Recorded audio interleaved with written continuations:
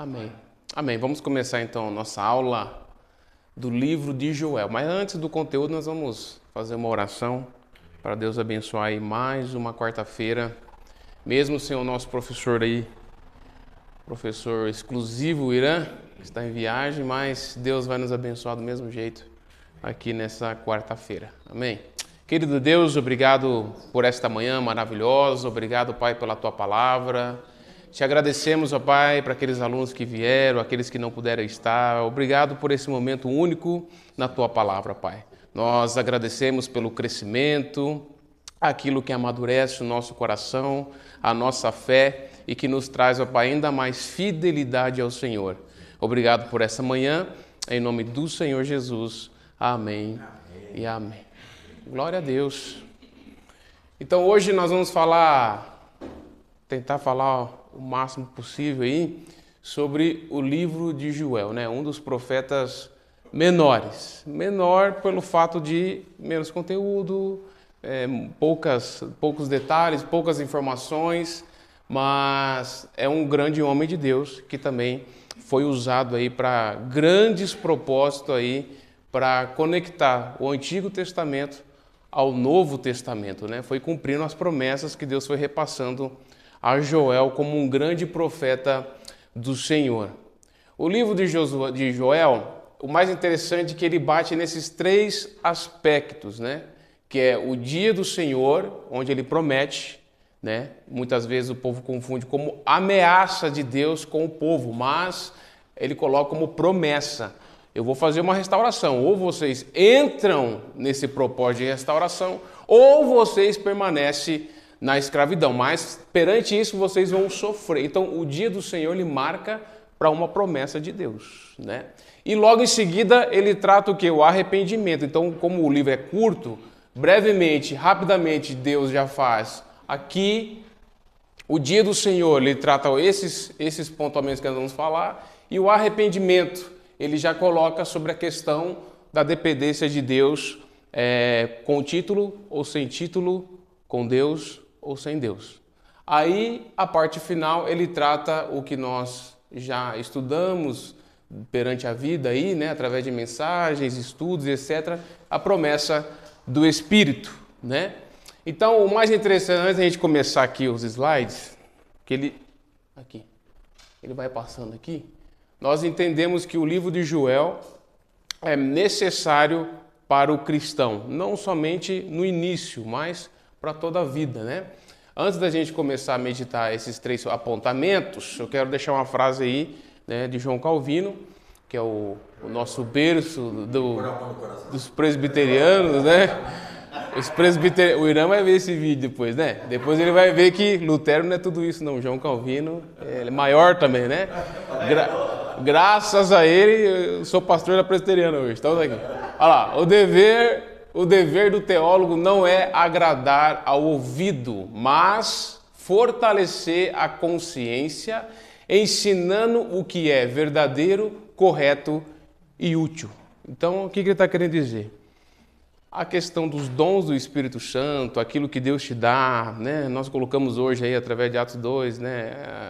O dom de línguas, dom de profecias, esses requisitos que Deus coloca através do Espírito Santo. É interessante, é viável, é usado isso no cotidiano? Ok, mas Deus está preocupado com o quê? Se você está vivendo isso aqui, o verdadeiro. Hoje as pessoas estão iludidas, deixando a verdade para viver uma ilusão, achando que essa questão de verdade, ela é diferenciada. Para mim faz efeito, mas para você não faz. Então hoje nós vivemos num tempo pior ainda do que esse momento, quando João Calvino coloca em sua literatura, ele coloca que o povo precisava ali naquela pós-reforma, eles precisavam entender o quê? Que a verdade é única, exclusiva do Senhor. Não existe uma verdade na Igreja Católica, uma verdade aqui aos reformados, não existe uma reforma só para os luteranos, presbiterianos, não, existe uma verdade única. E ele está preocupado o quê? Na verdade constante. Ele não é algo momentâneo, algo que às vezes até atinge o emocional da pessoa, né? Mas ele está preocupado com a verdade. E isso é uma dificuldade enorme dentro das igrejas. A constância das pessoas dentro da igreja. Eu falo por mim porque eu sou pastor. Então, a gente fica preocupado com a quantidade de pessoas que mudam essa palavra aqui, o verdadeiro, correto e útil, né? Se preocupando com outras coisas que não tem necessidade e deixando de lado a educação, deixando de lado o respeito com o próximo, amar ao próximo, amar a Deus como qualquer outra coisa. Nós entendemos então que essa palavra de efeito que fortalece a nossa consciência, ensinando o que é verdadeiro, correto e útil, resumindo, quando o verbo se fez carne, nós entendemos que o verbo é a palavra, é a única coisa que nos sustenta, é a presença de Cristo. Hoje, por que João Batista, que eu vou falar isso lá na frente, João Batista ele sai do templo, é porque ele entendeu que ali já não tinha mais a presença. Então a dificuldade hoje é, quantas igrejas hoje são praticamente uma máquina, automaticamente já faz tudo e não tem a presença de Cristo. Muitas vezes não é só por culpa do pastor, mas a liderança, pessoas que não entenderam viver a verdade, o que é correto e o que é útil. As pessoas estão preocupadas com estruturas, preocupadas com o contexto cultural, preocupados o que foi feito há 40 anos atrás, 50 anos atrás, sendo que tudo é atualizado, é renovado, mas a verdade é única, desde o Jardim do Éden, antes da fundação do mundo até o final dos tempos. Amém? Então o livro de Joel, ele trata primeiro, já no início, até vou pedir para alguém fazer essa leitura de Joel capítulo 1.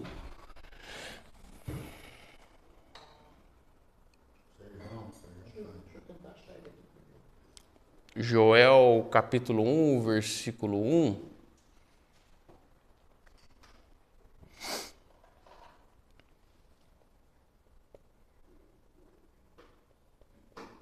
Eu já achei. Pode ler? Pode. Palavra do Senhor que foi dirigida a Joel, filho de Petuel. Ouvindo isto, vós, velhos, escutai, todos os habitantes da terra. Aconteceu isto em vossos dias, ou nos dias de vossos pais? Narrai isto aos vossos filhos, e os vossos filhos façam a seus filhos, e os filhos destes a outra geração. O que deixou o gafanhoto cortador, comeu o gafanhoto migrador. O que deixou o migrador, comeu o gafanhoto devorador. O que deixou o devorador, comeu o gafanhoto destruidor. Ébrios, despertai-vos e chorai. Uivai, todos os que bebeis vinho, por causa do mosto, porque está ele tirado da vossa boca. Porque veio um povo contra a minha terra, poderoso e inumerável, os seus dentes são dentes de leão, e ele tem os queixais de uma leoa.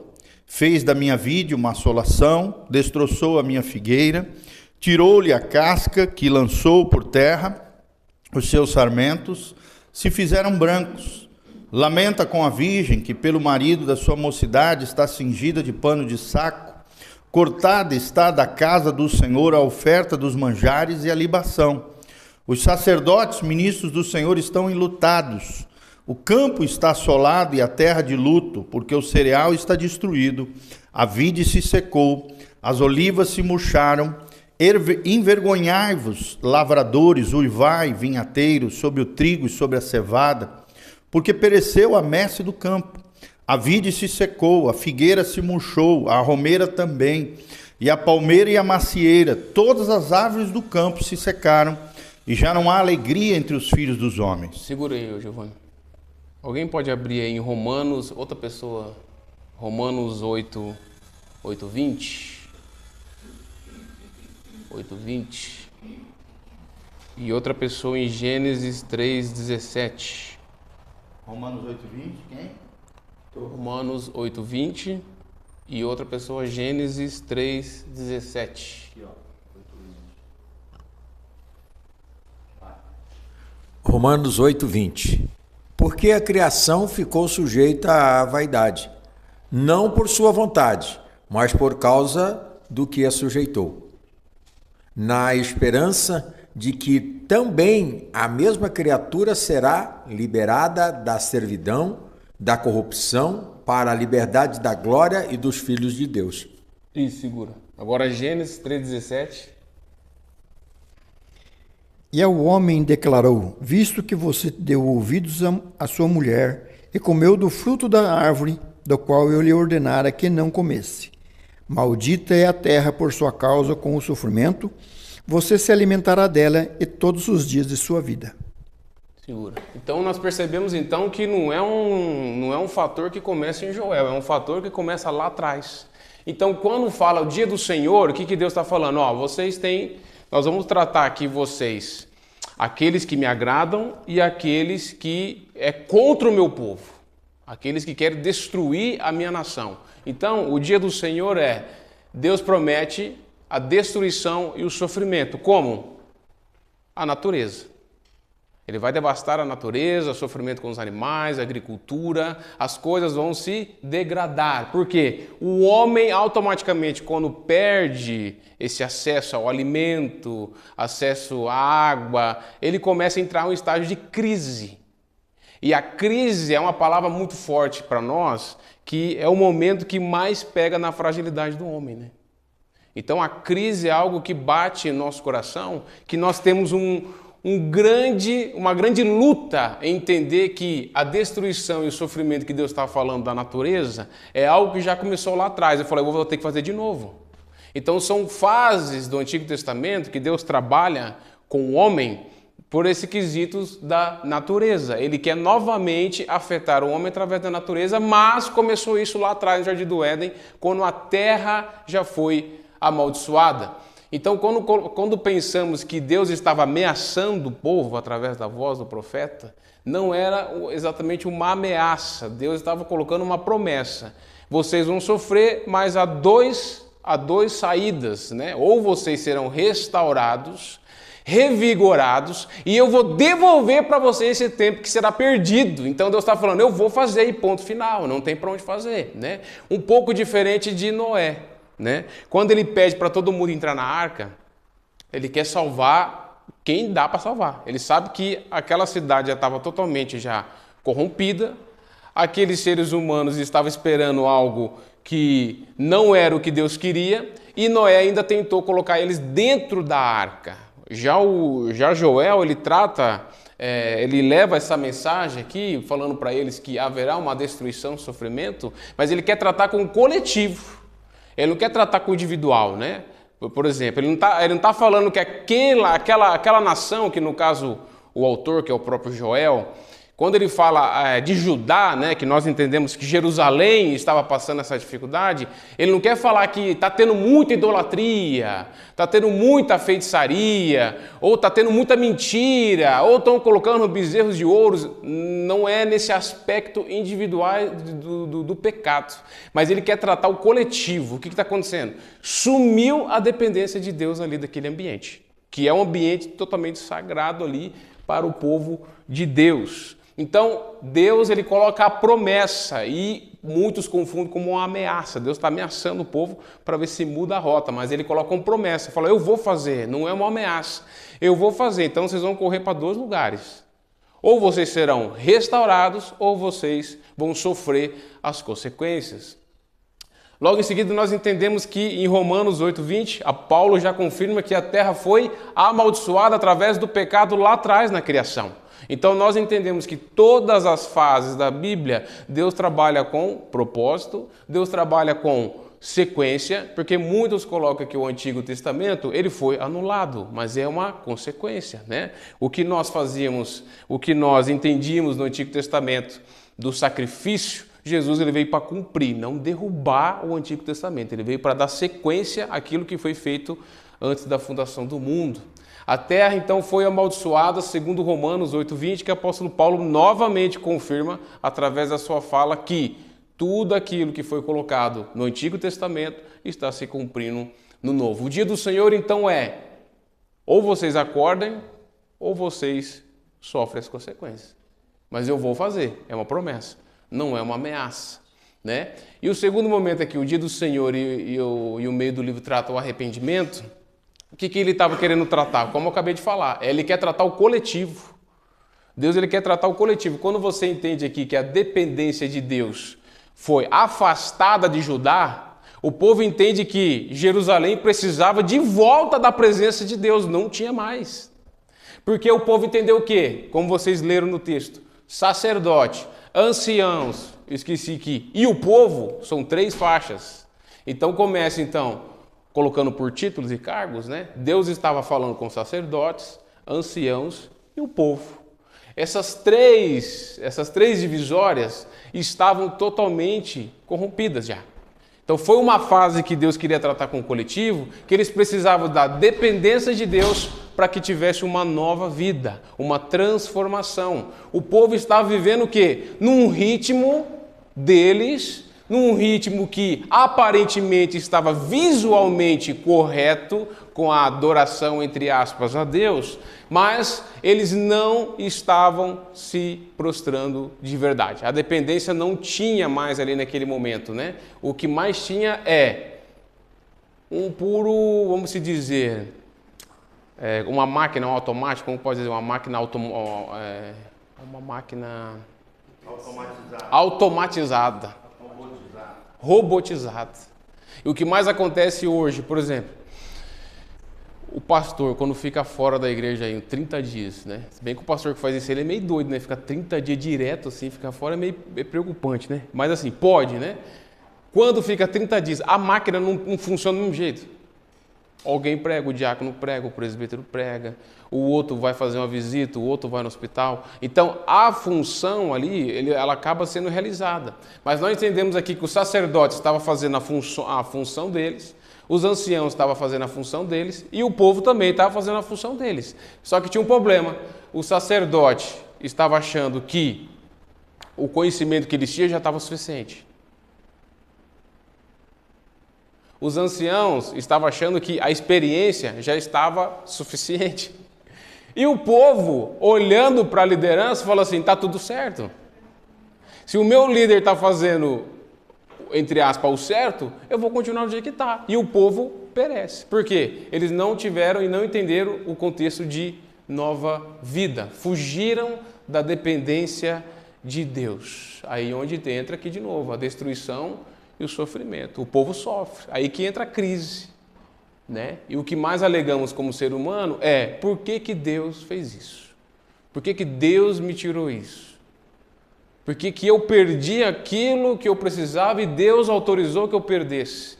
Por causa dessa falta de dependência de Deus. Vocês podem, quiser falar alguma coisa, quiser comentar, e quem for um argumento interessante, nós vamos premiar as suas palavras argumentativas, criativas, dúvidas e etc. Vocês podem falar o que vocês quiserem, que serão premiados, né? Por esse aqui. Esqueci de falar, né? Olha lá. E logo em seguida entendemos a promessa do Espírito Santo. Joel fala e Pedro confirma. Alguém pode abrir em Joel 2:28 e outra pessoa abra em Atos 2:16.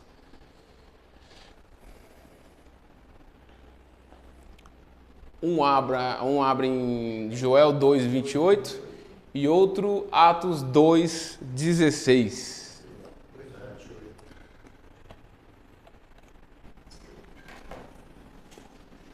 O dia do Senhor. E depois disso derramei do meu espírito sobre todos os povos. Os seus filhos e as suas filhas profetizarão. Os velhos terão sonhos, os jovens terão visões. Segura a parte dos filhos aí que eu vou pedir para o senhor repetir novamente. Alguém abriu no outro texto? Alguém abriu no outro texto? Aqui, ó.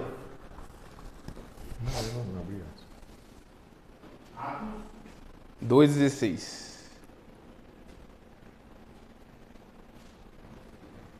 Deixa eu pegar o óculos aqui.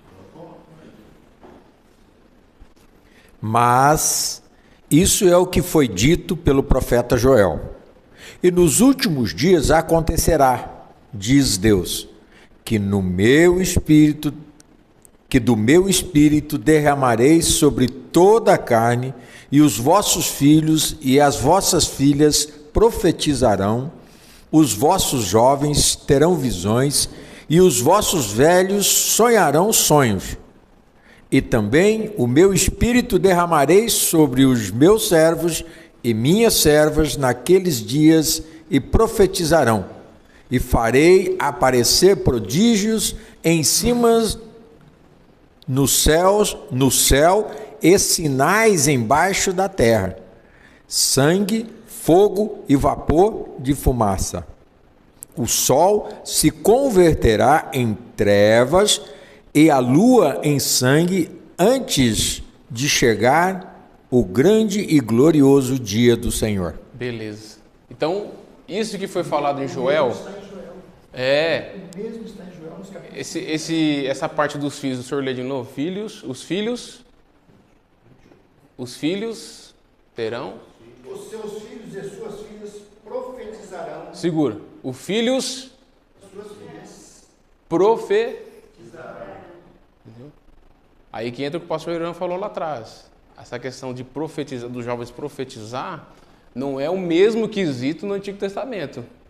Não é o mesmo peso do profeta do Antigo e o peso do Novo, né? O nome pode até ser igual, mas a posição do profeta no Antigo era única, reservada e bloqueada. Ele só tinha acesso quando Deus queria que ele fosse até a pessoa e falasse, ou o povo, né? Então, esse peso aqui que Joel fala dos filhos profetizarão. Ele está falando o quê? Não é restrito mais. O que Joel estava falando para aquele povo é que esses homens aqui, sacerdote, anciãos, acabou. Não tem problema.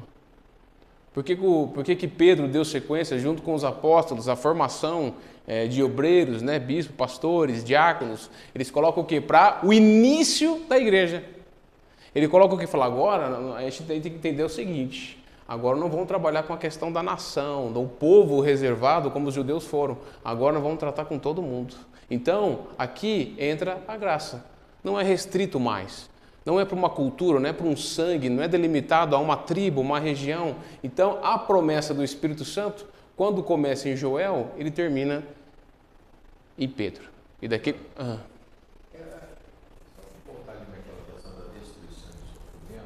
Tem um ditado até que diz assim que a dor é inevitável, o sofrimento é opcional. Uhum.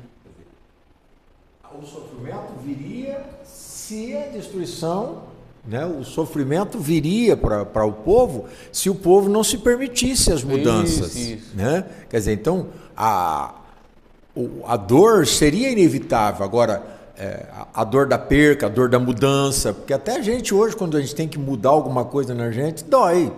Né? Agora, se eu vou sofrer por isso, vai depender que se eu estou deixando Deus trabalhar, se eu estou fazendo a coisa certa, né?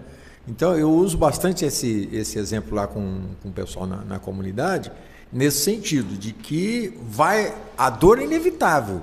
Agora, você vai sofrer se você não for obediente, se você não se permitir, se você não deixar Deus trabalhar, se você não deixar as coisas acontecerem, né? Se você quiser fazer a mudança do seu jeito.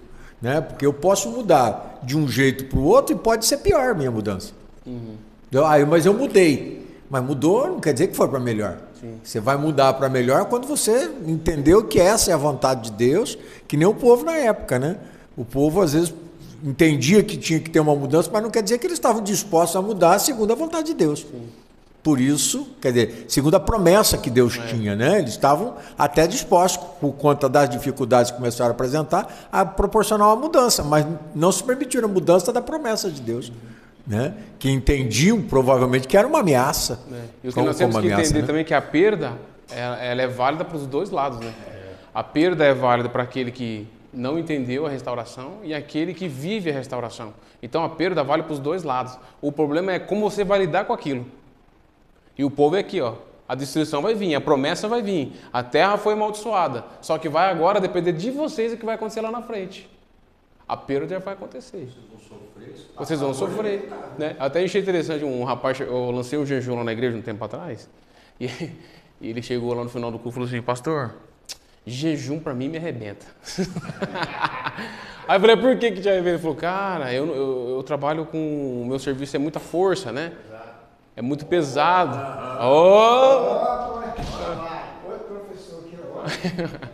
E ele falou assim, pastor, jejum é o meu problema enorme. Foi por quê? Pastor, você pode dar Bíblia para me ler, você pode dar versículo para me ler, você pode mandar orar de madrugada, levantar 3 horas da manhã, eu faço tudo isso aí, mas jejum me quebra. Ele falou, foi por quê? Porque eu faço muito, o meu trabalho ele exige muito esforço físico e eu não consigo deixar de comer. Então é a minha fragilidade. Se eu não comer, eu passo mal. Eu falei, não, começa devagar, começa com o café, tira uma coisa aqui, tira uma coisa lá. Daí ele falou, pastor, o jejum ele mexe com o meu emocional, mexe com o meu, eu fico irritado. E ele é magrinho, tá? Não é gordinho, não. E ele falou assim, eu falou, pastor, não me pede para jejuar. Então você viu que a fragilidade do homem grande é mexer com o alimento dele, é mexer com o que sustenta ele, com o bolso dele. Então você quer mexer com ele, é crise, destruição e sofrimento. A crise traz a questão da destruição da natureza, a crise econômica, a crise emocional, né? Então isso aqui envolve tudo aquilo que Deus está falando. Vocês vão pagar pela consequência. Mas vai ter a crise econômica, crise emocional. Todos esses fatores vão acontecer. E vai depender de você de querer fazer isso, tanto para o bem ou quanto para o mal. Né? A promessa vai. Então, vamos premiar aqui o Sidney pelo comentário. Parabéns pelo comentário saudável. Amém, gente? Segundo versículo, os filhos profetizarão depois. Os velhos. Por que os velhos? Por que os velhos têm que sonhar? Só fica dormindo. Hã? É o passado. O velho representa. Mas sonharão, lembra que é futuro. Sonho, tá para morrer, né? Ele só vive em sonho, só, né? O pessoal fala que o cemitério São Judas Tadeu ele tá cheio de sonho lá dentro, né? É que não foi executado ainda. Então, quando trabalha aqui, os jovens profetizarão, os velhos sonharão, que a experiência da vida, o tempo da vida te leva a fases. Né? Por que hoje, quem movimenta a igreja hoje, praticamente? Movimenta, não estou falando de segurar a base, estrutura, não. Falo, quem movimenta hoje a igreja? Os jovens. E os anciãos, faz o quê? Os mais experientes, mais velhos, faz o quê? Sustenta a igreja. Bom para contribuir, que é o que segura, é o que dá a última palavra, é o que abençoa, é o que sustenta, é o que faz a retaguarda, né? Então, o que nós... Pode falar? Não quer falar? Ah, tá. Então, nós entendemos que filhos, velhos e... Os velhos terão sonhos, os jovens terão visões. Velhos terão visões. Então, esses dois aspectos nós entendemos que Joel, quando é citado por Pedro, que a partir daquele momento... Cada um pode ter a sua experiência com o Espírito Santo, né? Cada um haverá de colher os frutos do Espírito, né? A alegria, o amor, a paz. Então nós entendemos que não é mais bloqueado. Dando sequência ao livro de Joel, então nós entendemos que eu acabei de falar, filho de Petuel, informações quase nulas sobre esses dois homens, né? Nós entendemos que significa o Senhor é Deus.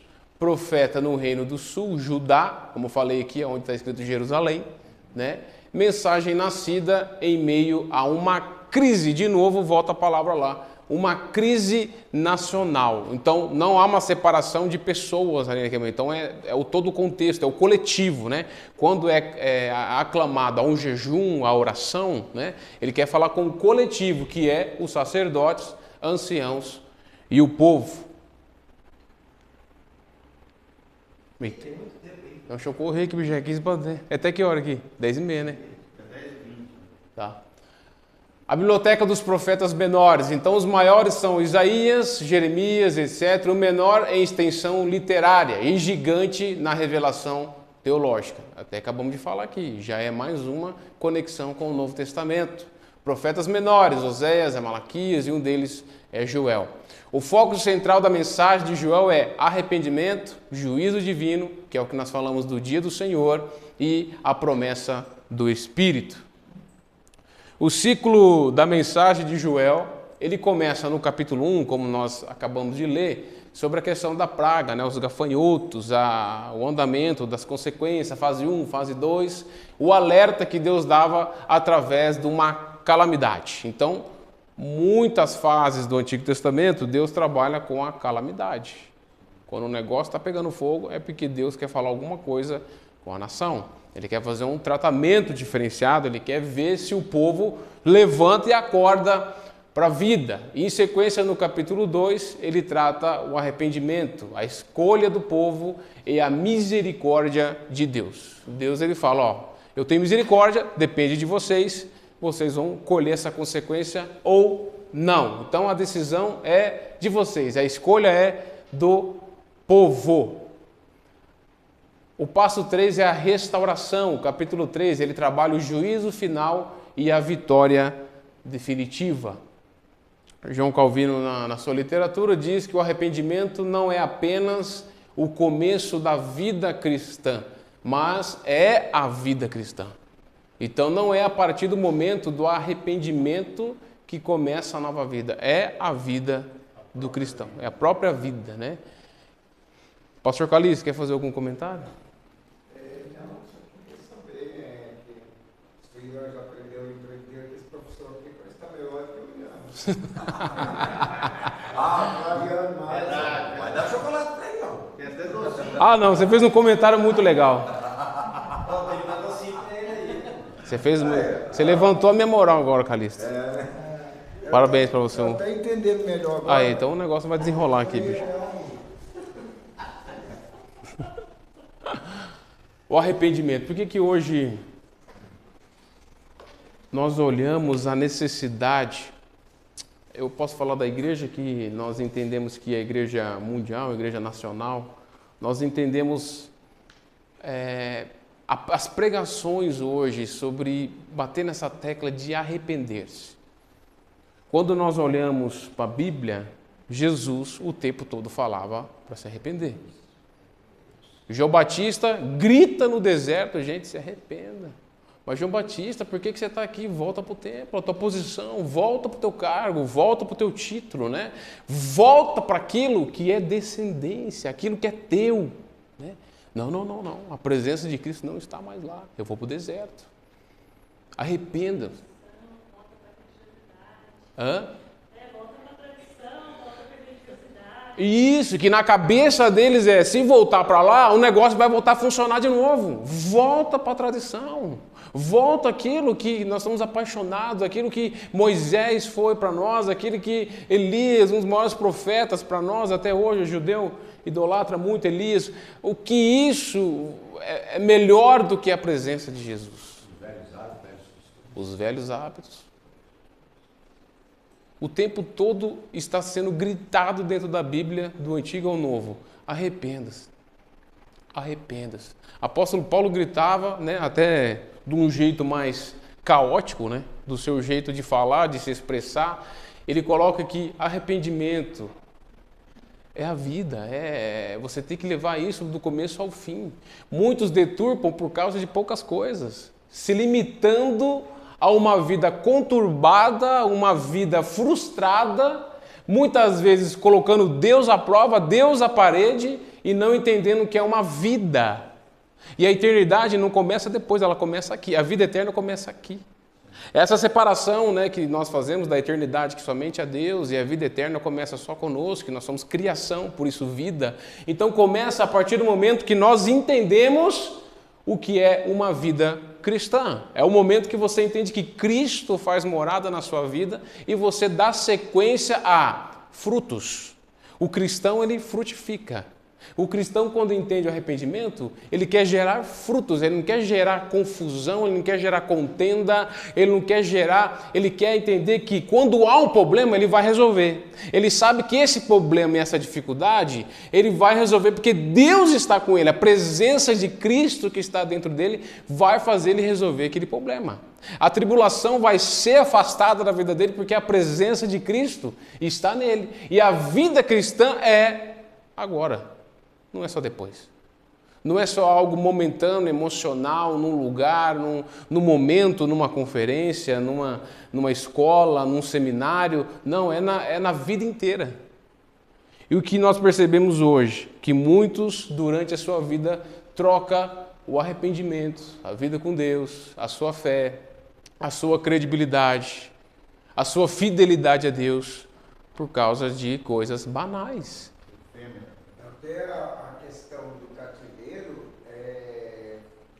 em parte, não houve arrependimento, né? Deus levantou vários profetas para alertar o povo, né? Para se arrepender, mas eles não se arrependeram, Deus permitiu o cativeiro. Né? Nós entendemos que os 400 anos de silêncio, nós colocamos muito em xeque, né? Deus parou de falar. É isso, né? O silêncio de Deus, né? Nós colocamos em xeque esse fator. Deus parou. Só que nós podemos colocar no outro lado. Eles que não ouviam a voz de Deus. E tem um detalhe. Parou profeticamente. Profeticamente. Mas com certeza Deus ainda falava. O tempo todo. Pessoalmente. E quem estava surdo espiritual era o povo que estava no cativeiro. Era o povo de Deus que estava ali bloqueados, travados. Deus calou. Deus não fala mais. Né? Igual a irmãzinha na campanha o ano passado falou assim: o pastor, eu acho interessante que esse ano eu não consigo dar um testemunho.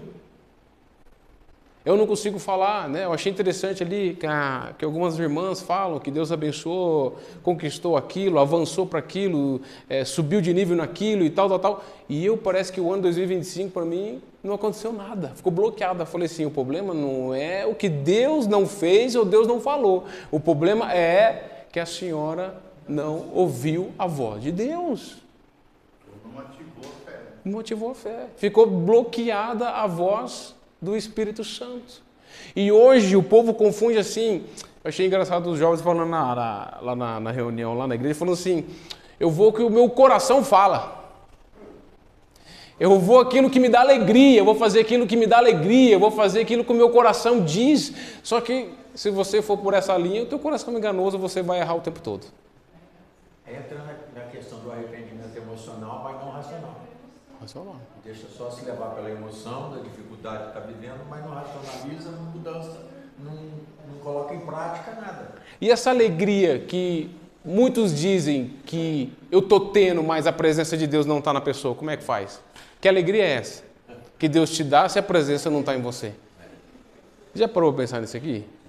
A dificuldade que nós temos hoje com a humanidade é falar assim, eu vou fazer porque me alegro, eu estou feliz, eu não estou triste, então eu vou fazer, não importa se eu sou sacerdote, ancião, sou do povo, eu vou fazer do mesmo jeito. Porque tem uma alegria dentro de mim que eu vou fazer e vou cumprir aquilo que eu entendi que está certo. Só que a presença de Deus não está ali.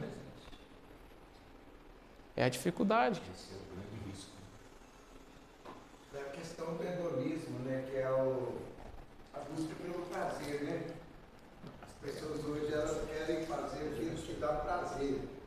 Isso. Não importa se é da vontade de Deus ou não é, né? Eu estou bem porque eu estou feliz, mas na verdade não é aquilo que Deus quer, né? Mas essa felicidade, da onde que vem, né? Pois é. Porque a felicidade, a alegria vem de Deus, né? E como é que essa pessoa fica camuflada a voz do Espírito Santo, feliz, degustando... É emoção sem razão. É um negócio benéfico para ele, está feliz, está alegre, está funcionando, está prosperando, mas cadê a presença? Cadê a presença de Deus? Não tem. Emoção fora da razão. Né? Aí você começa a perceber como? Quebra de princípio. Quando começa esses pequenas quebras de princípio é que você entende que, peraí, a pessoa está confundindo o emocional, está confundindo muita coisa, mas isso não é presença de Cristo. Não troca. A igreja pode ter mudado, o peso do profeta pode ter mudado, do Antigo também para o Novo. Muitas coisas podem ter mudado. A transformação dos templos, o jeito que a teologia vem aumentando de conhecimento, né, de abertura, pode ter aumentado, né? O jeito das pregações pode estar diferenciado do tempo que começou lá em Atos. Nós entendemos que muita coisa mudou, mas o princípio não tem como ser quebrado. Aquilo que Deus falou lá para Adão e Eva no Jardim do Éden, o que vale até hoje. Gente, não faça isso, não coma daquele fruto. Não coma. Vocês têm tudo aqui, vocês vão comer do fruto, por quê? Gente, está fácil, tem milhares de coisas para vocês aqui satisfazerem, mas não, eu vou fazer aquilo que é errado. Aquilo está errado.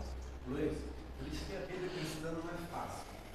Hoje, no missionário do ano passado, falaram sobre Rondônia. Rondônia tem 45%, 51% de evangelho. 51? Mas o índice de criminalidade é um dos maiores. Então o Não é apenas o começo, é a vida cristã. Então muitos hoje vivem uma vida cristã sem arrependimento. E sem arrependimento acontece isso. Aí vira eu sou cristão, porém minha vida não mudou. O meu caráter não mudou. Então aí você tem índice alarmante de crescimento, mas a criminalidade aumentando a mesma coisa. Ao invés de diminuir. A iniquidade também. Será que as pessoas estão dentro das igrejas com medo da destruição e sofrimento? Ou elas entenderam o que é graça, ou elas estão aqui na igreja com medo de destruição? É para pensar? O que eu já vi de gente falou assim, pastor, fala assim, eu tenho um medo terrível de descer para o inferno. Eu tenho medo. É verdade.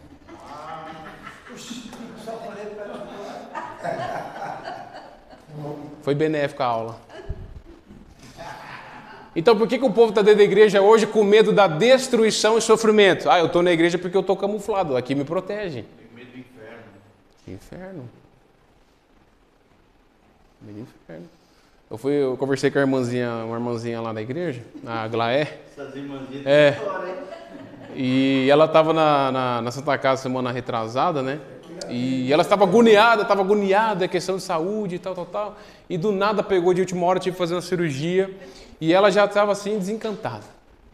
Aí eu fui lá, a família pediu para ir lá, eu cheguei, deu tempo, o doutor até liberou ali poucos minutos da cirurgia. E eu falei assim, irmã, estou aqui, a igreja está orando por você e tal. Fica tranquilo, vai dar tudo certo. Beleza, passou, ela saiu, tá para casa, resolveu. E ela contou para a filha e o genro depois vieram me contar ali na igreja. Pastor, ela falou que quando te viu, ela viu Jesus. Eu falei, nossa, que Jesus verdade, hein?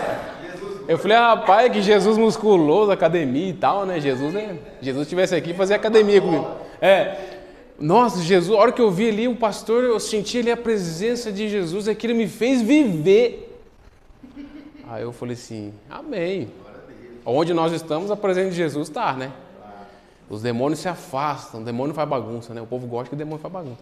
Mas quando Jesus está ali, o demônio se afasta, a presença de Deus faz efeito para você e para quem você quer ajudar, como oração, intercessão. E ela entendeu que a presença de Cristo é suficiente. Mesmo por esse ritual de entender que o pastor, um sacerdote, um intercessor, um profeta pode te ajudar, porque o que mais acontece é terceirizar a fé, né? Hoje que nós olhamos muito para o povo é a terceirizar a fé. Ora para mim. Então, olha para aquele melhor intercessor, sabe que ele tem pode, às vezes até não, mas visualmente aquele intercessor é de fogo, de oração, de levantar de madrugada, vai para um monte e fervoroso, e olha para aquele intercessor e fala assim, eu vou terceirizar para ele. Então qualquer BO que eu tiver, eu vou jogar para ele. Por quê? Ele tem uma vida com Deus exemplar, eu não tenho, então eu terceirizo. Estou com dor de cabeça? Ora para mim. Estou com problema nos filhos? Ora para mim. Estou com problema financeiro? Ora para mim. Só que esquece que primeiro é com você. Aí que o povo entendeu aqui, ó. Deus está falando assim, gente, o arrependimento não é só com o sacerdote. Não é só com os anciãos. Então eu não quero saber do conhecimento ralo de vocês, não quero saber de experiência e não quero saber de vocês estarem leigos perante a minha presença. Essa que é a questão. Então Deus não está preocupado se é o pastor, se é o diácono, se é o presbítero. Cadê a presença? Não tem presença. Há uma necessidade. Você falou alguma coisinha antes, não falou não? Não falou não? Então vai ganhar um chocolate. Não falou. Vamos lá, próximo. Capítulo 1. A devastação, né? Que é a escala... Falou? Então vai ganhar um chocolatinho. Se foi benéfico para a aula, chocolatinho. Estou esperando o Ramiro falar. O Ramiro não falou nada ainda. Vamos lá. Capítulo 1, a devastação, né? Que significa a escala da praga aqui, né? Primeiro foi em questão da agricultura, campos e vinhas totalmente destruído. Resumindo, vocês não vão comer e beber nada. Tudo vai ser destruído. Então vocês vão perder aqui os campos e vinhas totalmente destruído. Então Deus está acabando primeiro com aquilo que foi falado lá atrás. A terra foi amaldiçoada. Antes não havia necessidade por trabalhar por recompensa. Você trabalhava por lazer, por prazer. Agora vocês vão ter que comer aquilo que plantar. Mas mesmo assim, eu vou ter que acabar com isso aqui. E logo em seguida, a fome severa e o desespero no país. Judá passa esse momento a entender que a sociedade não pode acontecer nesse momento. Precisamos fazer algo. E Deus quer tratar com todo mundo, né? E a religião, o templo fica sem ofertas e o culto é paralisado. Você quer mexer com um líder espiritual hoje? Cancela tudo. Cancela a oferta, cancela dízimo, cancela tudo. Por quê? O cara só vai acordar quando perde tudo. Por que muitos pastores... que eu creio que... Eu estou falando por mim, né? Não sei se é ou não é, né? Mas por que muitos pastores, quando chega nesse momento do estágio da sua vida, ele para o ministério? O templo fica sem ofertas e o culto é paralisado. O que mais acontece é o pastor sair dali. Ele vai para outro ciclo, volta outro campo. Mas o que eu já vi parar o ministério, porque já não tem recurso mais. Né? Não tem recurso, né? E o quesito que Deus está tratando aqui é o tratamento com os sacerdotes. Falar, aqui vai ser cancelado, porque não vai ter mais agricultura, a sociedade vai passar fome, o povo vai segurar, o templo vai parar. Então o sacerdote também vai ter que aprender. E hoje, um pastor na igreja local...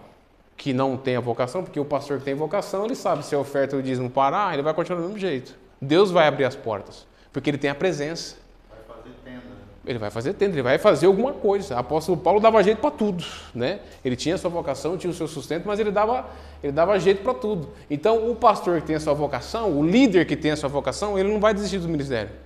Ele vai dar sequência. Ele não vai parar porque parou aquilo que lhe agradava demais. Deixou de comer, voltou à fome, o templo fica sem oferta. O sacerdote já não consegue fazer mais nada, os anciãos falam de experiência, mas isso não é requisito para nada, e o povo perece por falta de conhecimento. A praga não é apenas um desastre natural, é um chamado de Deus ao jejum e à oração.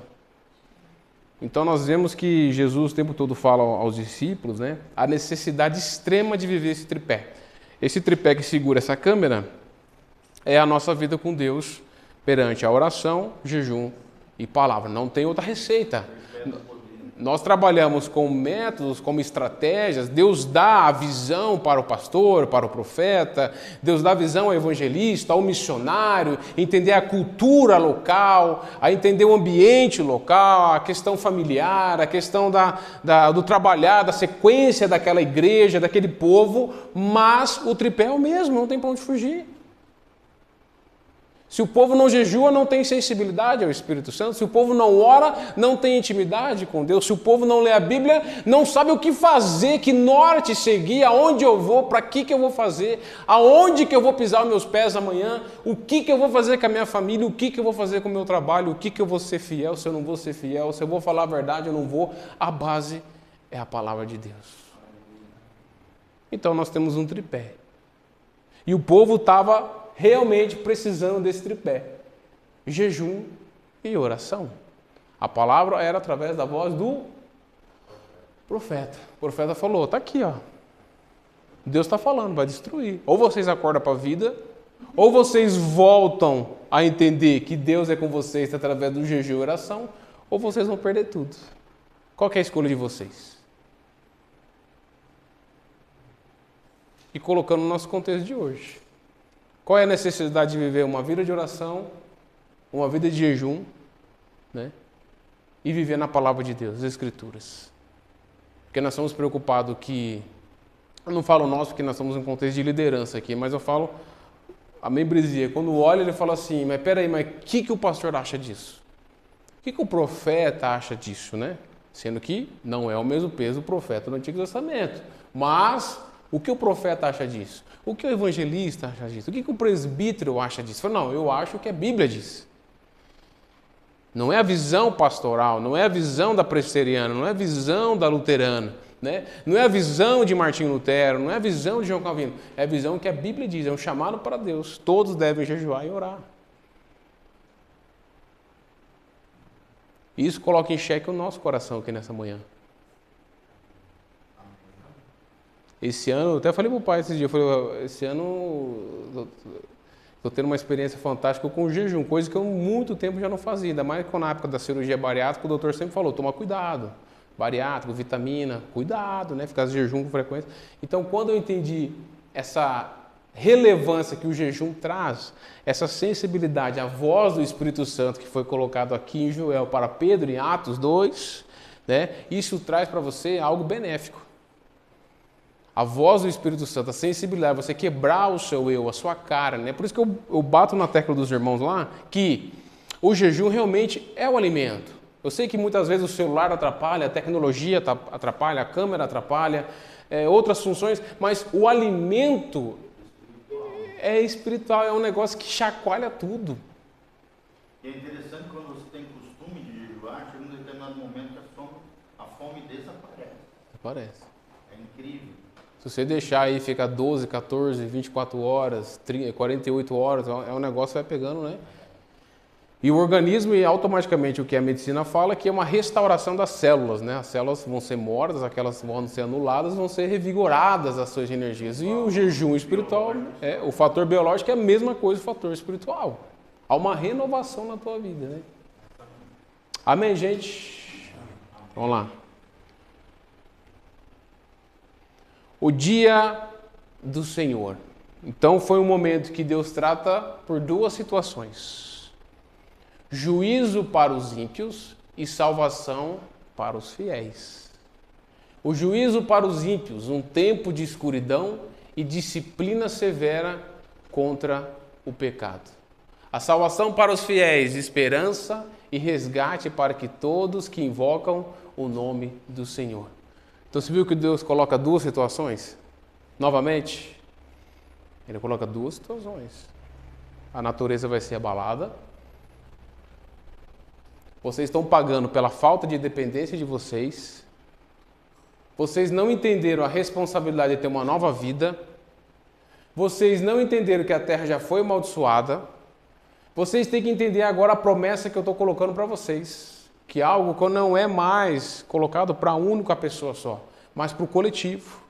Então, o juízo para os ímpios é o julgamento para aqueles que atrapalham o povo de Deus, os inimigos do povo de Deus. Aqueles que não prostraram, aqueles que não entenderam a restauração e colocando o dia do Senhor como algo profético, o Apocalipse é a mesma coisa. Que o povo será julgado, os ímpios serão julgados, os salvos, os fiéis, eles dão sequência à esperança que já começou aqui, a esperança do nosso Jesus voltar novamente e o resgate para que todos que invocam o nome do Senhor. As orações, a intimidade. Hoje nós vivemos um mundo fragilizado pela falta de oração, falta de compromisso, falta de fidelidade, né?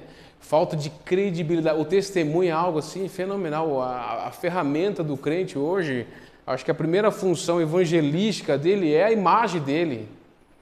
E nós esquecemos que isso já foi meio que já corrompida, né?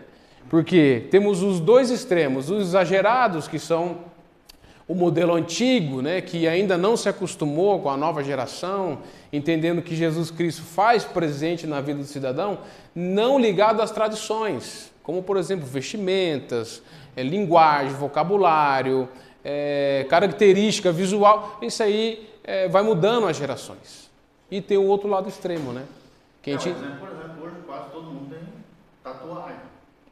Hoje as igrejas estão cheias de pessoas com tatuagem. Ter tatuagem não significa ser espiritual, carnal. Não tem nada a ver. Hoje é difícil tu ver um jovem que não tem tatuagem. Hoje é difícil mesmo. E coloque em pauta para você um conhecimento desse há 30 anos atrás. Coloque em pauta há 40 anos atrás. Era difícil. Lidar com isso aí é difícil. Então nós entendemos que a esperança e resgate todos invocam o nome do Senhor. Então ele não está preocupado, né? Deus ele quer tratar com o povo aqui no Antigo Testamento. Gente, eu não estou preocupado com as vestimentas de vocês.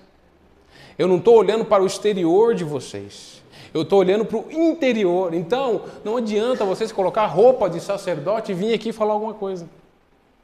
Não adianta vocês aqui, os anciãos, falarem que passou por grandes momentos difíceis, interessantes, proféticos, maiores, passaram por grandes experiências, mas eu não estou preocupado com isso aqui, eu estou preocupado com o interior de vocês. Eu quero saber como é que está a vida de vocês. Eu quero saber, colocando no contexto de hoje, eu quero ver como é que você trata a sua esposa. Eu quero ver como você trata o seu marido. Eu quero ver como é que você é dentro da igreja. Eu quero ver quando você chega no trabalho, o que as pessoas falam de você lá.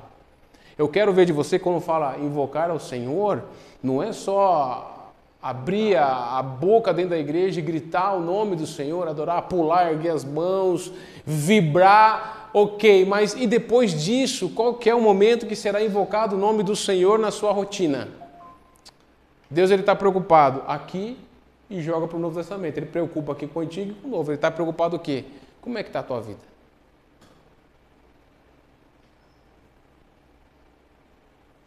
Eu falei em língua no culto hoje. Parabéns, legal. Profetizou, legal. Pulou, dançou, 3 músicas, legal. E amanhã cedo?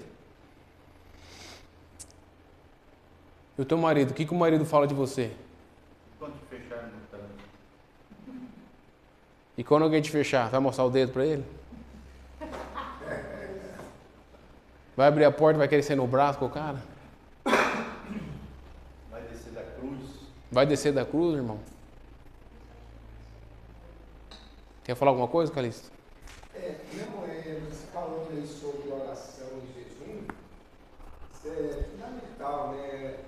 É um dos tripés da igreja, né? Porque é a base, né? Eu tenho falado para os irmãos da igreja que a gente faz as campanhas de oração, aquela movimentação, né?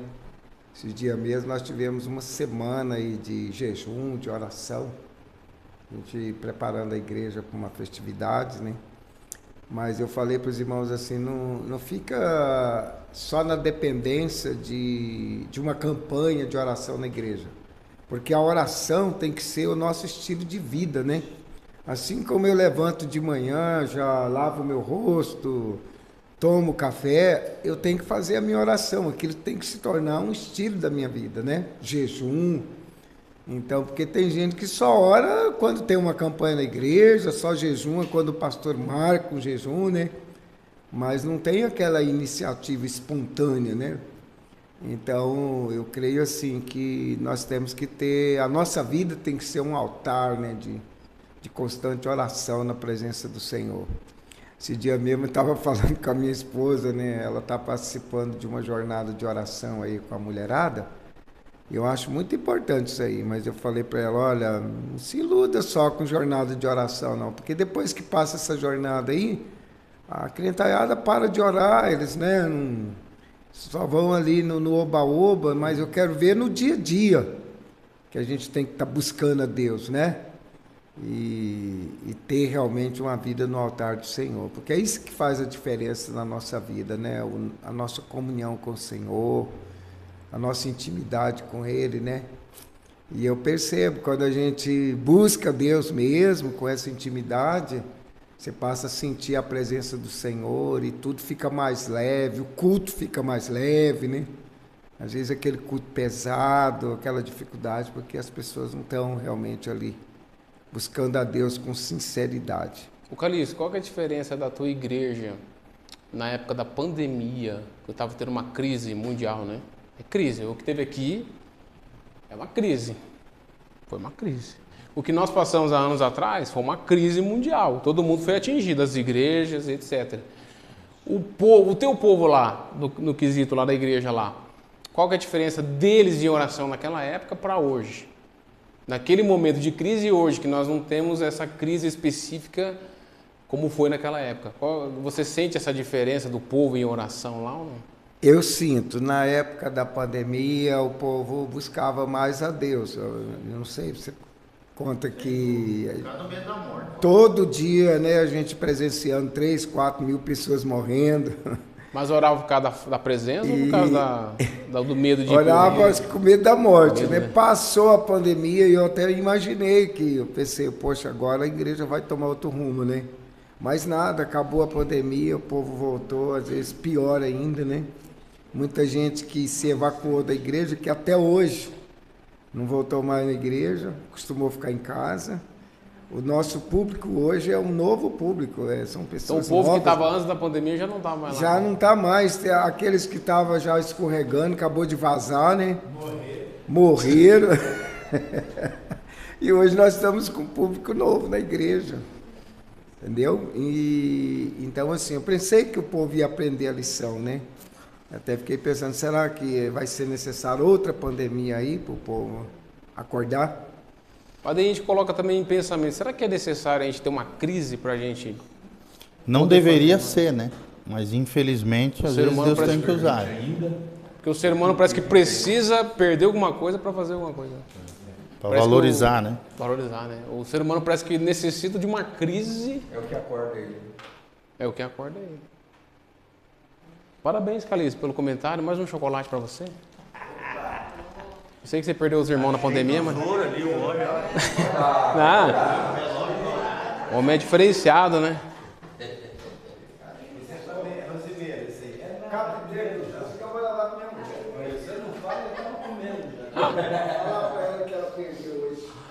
Amém.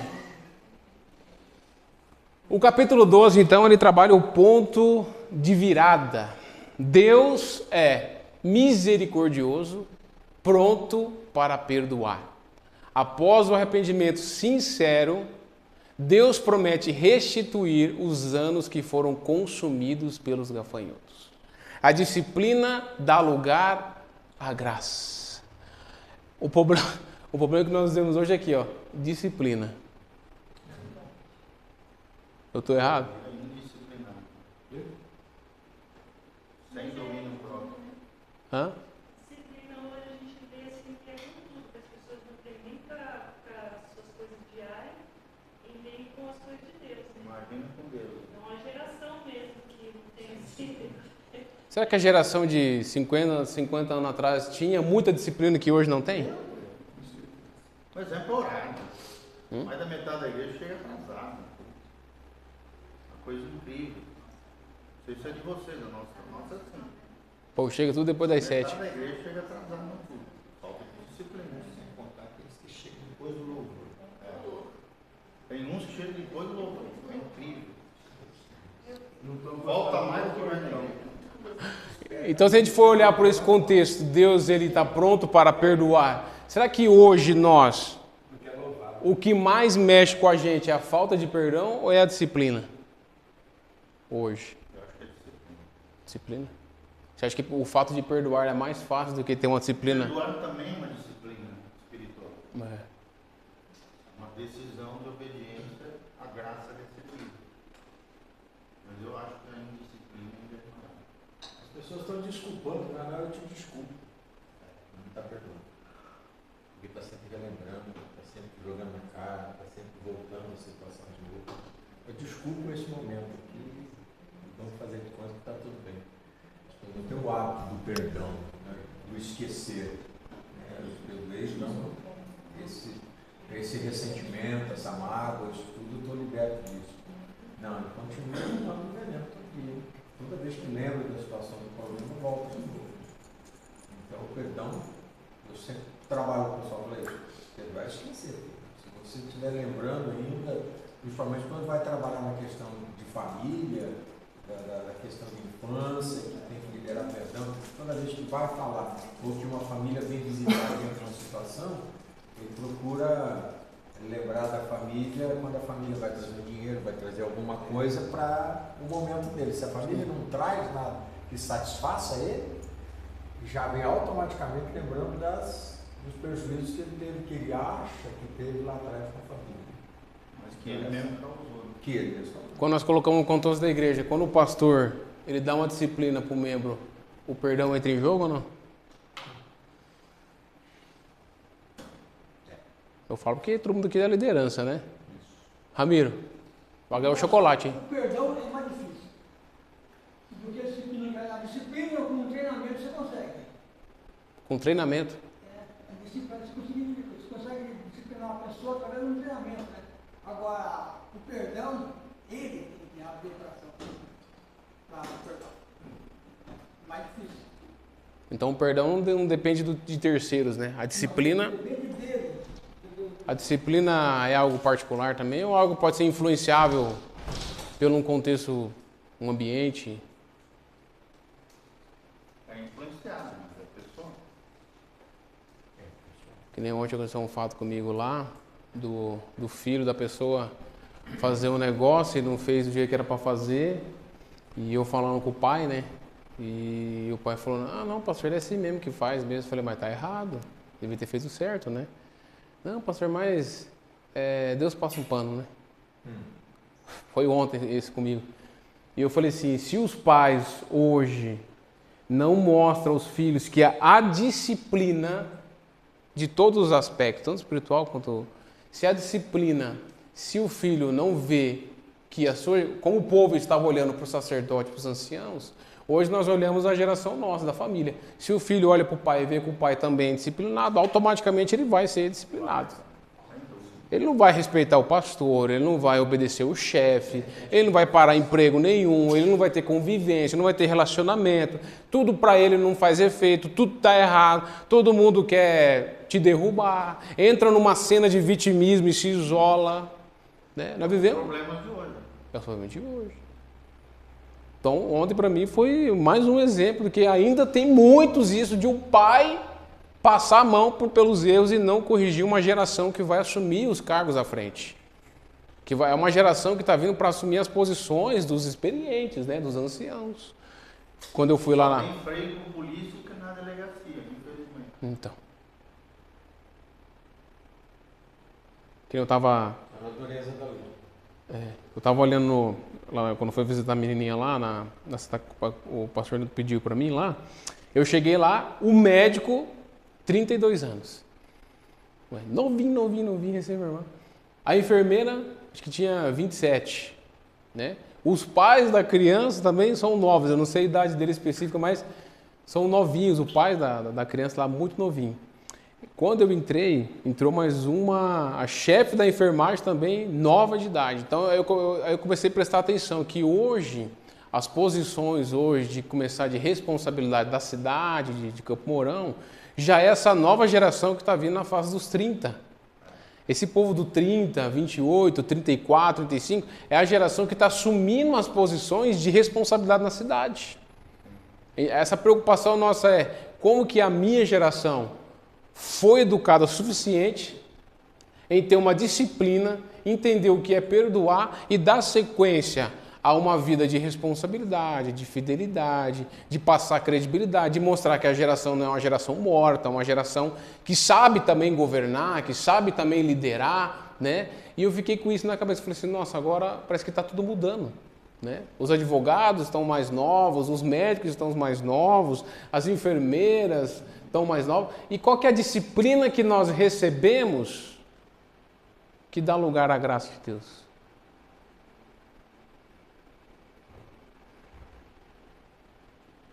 A matriz do arrependimento, em Joel 2,13, diz: rasgai o vosso coração e não as vossas vestes.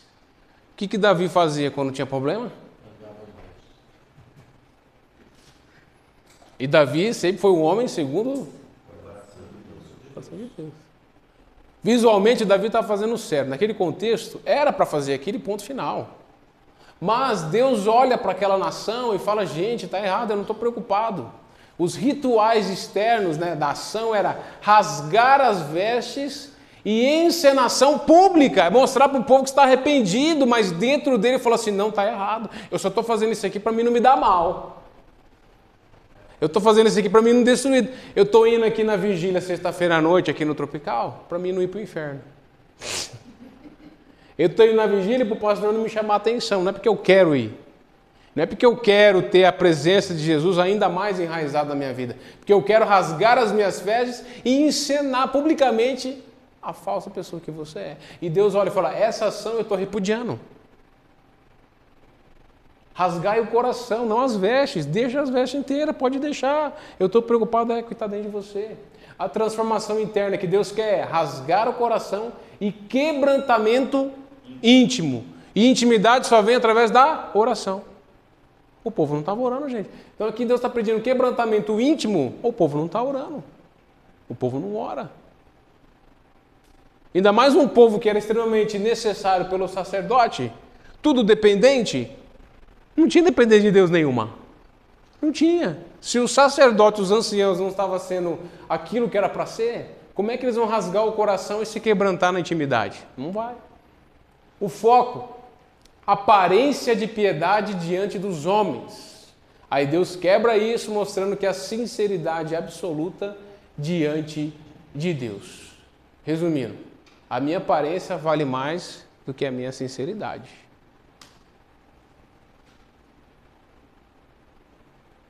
E o mais interessante é que isso aqui não acabou não, isso aqui é até hoje. Aparência de piedade a gente vê em muitos.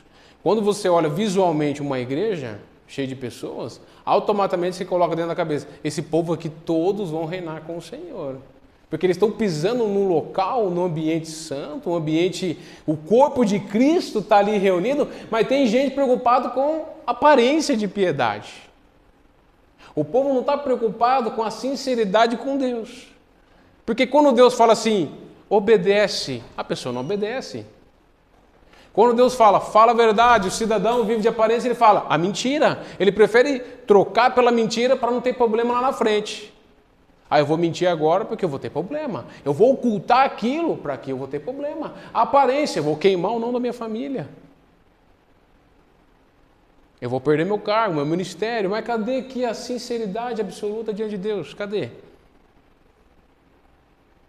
Pode falar. Quando a palavra fala que o coração do homem é enganoso, quando fala em trabalhar o coração, em rasgar o coração, em abrir, justamente por causa dessa coisa, às vezes a gente, até na liderança, um dia nós estávamos conversando com os coordenadores lá, e tinha uma pessoa que saiu, daí o pessoal querendo, viu ele na rua, queria resgatar, trazer ele, uma pessoa eu falei, gente, ele não é ovelha perdida, ele é filho pródigo.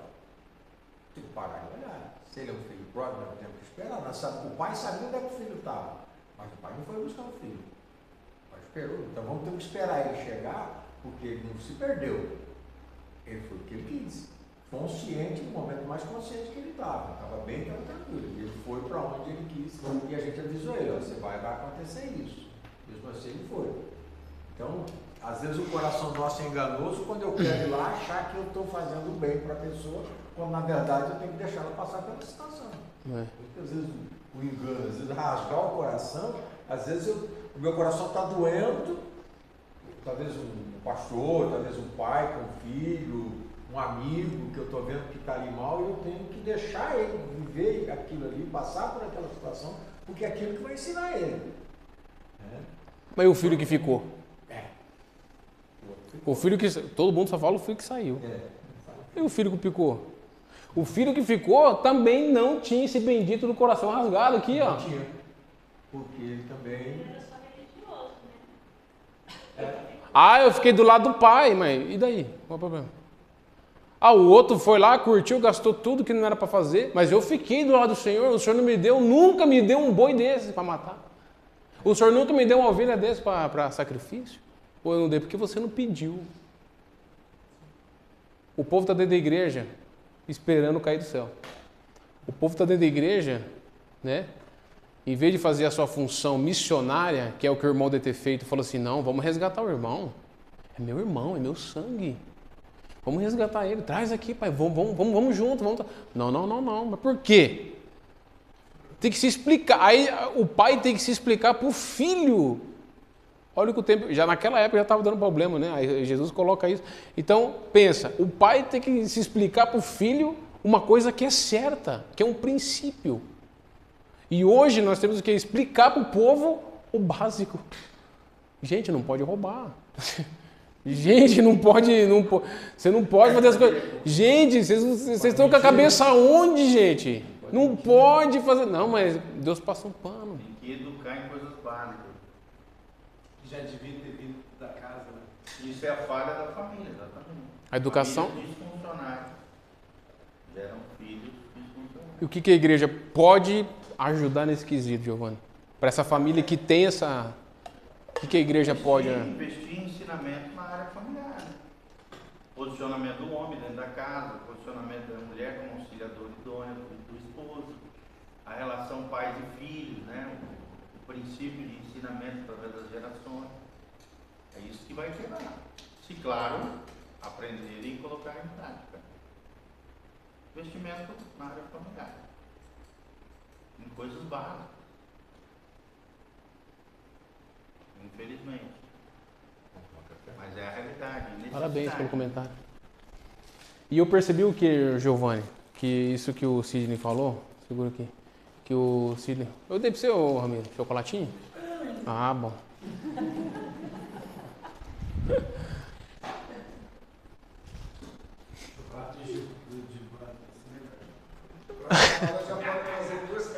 Eu vou trazer mais, né?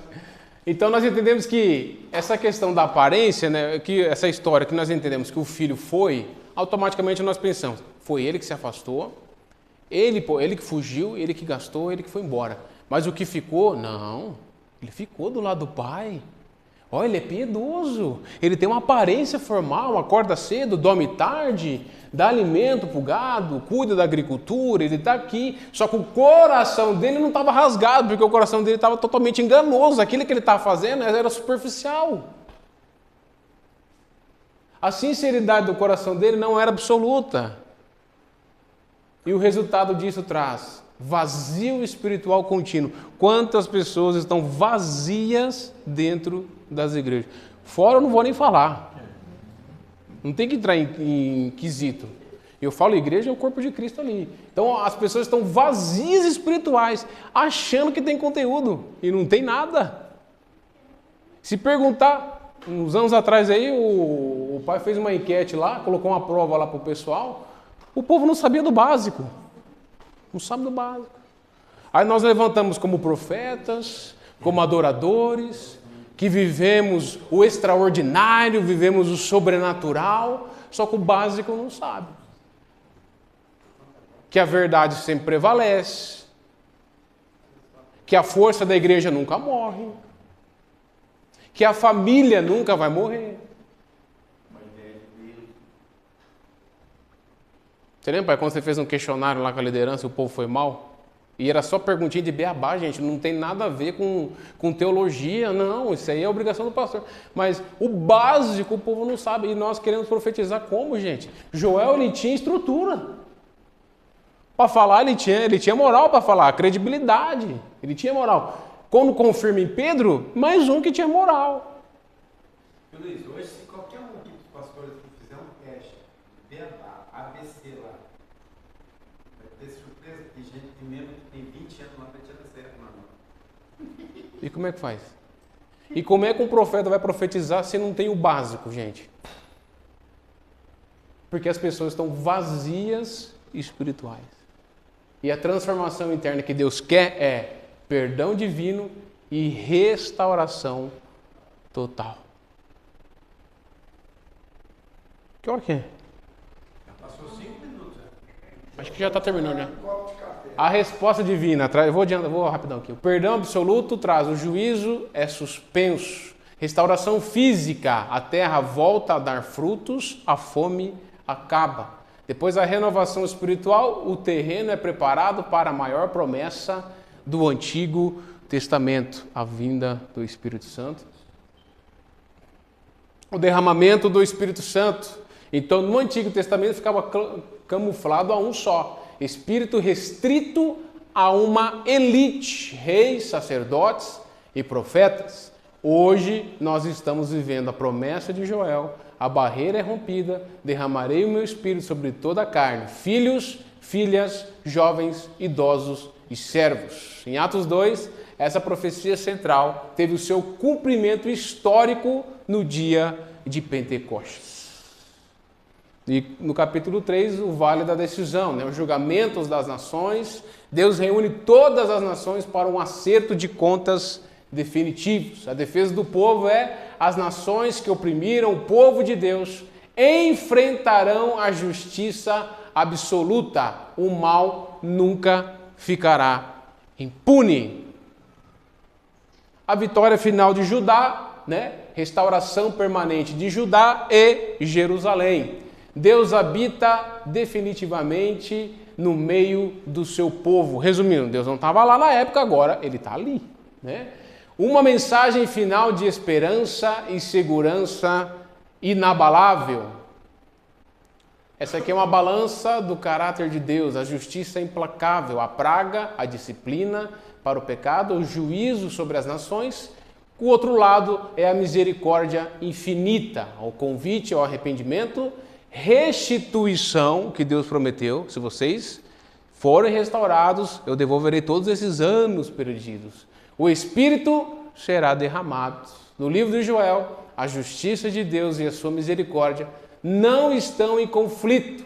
Elas operam juntas para resgatar e purificar a humanidade. Então já terminamos as lições práticas de hoje, que possamos levar nesta manhã para nossas casas, para a nossa vida, o propósito das crises. Deus frequentemente usa circunstâncias difíceis e paralisações para despertar nossa atenção espiritual. Toma cuidado. A sinceridade exigida, o verdadeiro arrependimento, repudia o teatro religioso. Deus busca a transformação íntima do coração. Essa questão de teatro aqui é o que estava acontecendo aqui. É um teatro, é uma encenação. Coloca a roupa que é para colocar, vocabulário, jargão. Como é que o pessoal fala? Ou vaso. E aí vaso. O pessoal fica chamando de vaso, ou vaso, ou varão. Mas no fundo o cara não vale nada. Aí o terceiro, a promessa revolucionária de Joel é a nossa realidade hoje. O Espírito Santo está disponível para todos os que buscam a Deus. Os discípulos falaram assim: ô Jesus, você vai lavar o pé de todo mundo aqui? Ele falou assim: de vocês sim.